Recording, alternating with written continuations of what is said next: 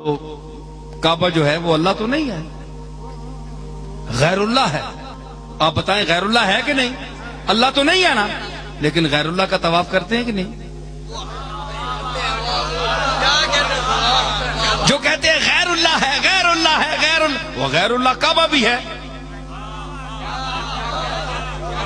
تو اگر اتنا ہی غیر اللہ سے چڑ ہے تو طواف کرنے کیوں جاتے ہو؟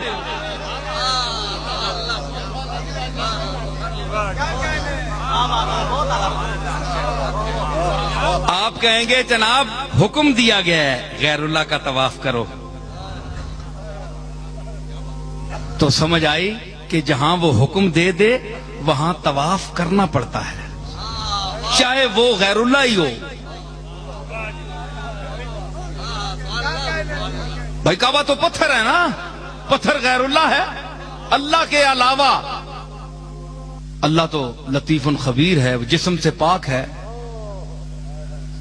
حکم ہو گیا طواف کرو، طواف کر رہے ہیں، کوئی مشرک نہیں کہتا۔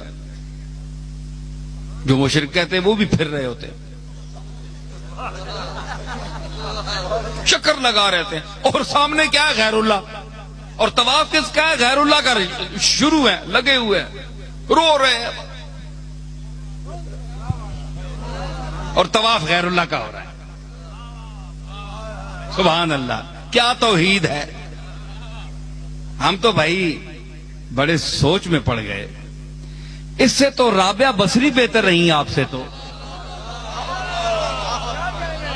آپ تصوف کی دنیا کے منکر ہیں، نہیں اچھا سمجھتے، مگر آپ کے مقابلے میں ان کی ایک بات آپ کو سناتا ہوں کہ انہوں نے ایک دن اپنے ایک ہاتھ میں پانی اٹھایا،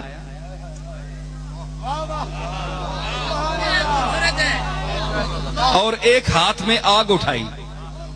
حسن بصری نے پوچھا یا کسی اور نے کہ مائی صاحبہ یہ کیا کر رہی ہیں؟ اور دوڑنے لگی، کہنے لگی میں دو ہی جھگڑے ہیں، یا جنت یا جہنم۔ جنت کی دنیا، جنت کی ہوس میں لوگ عبادت کرتے ہیں تو میں اس کو جلاؤں گی، اور دوزخ کے ڈر سے عبادت کرتے ہیں، میں اس کا بھی ستیہ ناش کرتی ہوں، اس کو بھی بجھاتی ہوں، تاکہ صرف مالک کی رضا کے لیے اس کے حکم کے مطابق عبادت کریں۔ آپ سے تو رابعہ بصری لاکھ درجہ بہتر رہی کہ اس نے کہا کہ ہم تو طالب رضا ہیں، مالک کی رضا کے طالب ہیں، ان چیزوں کو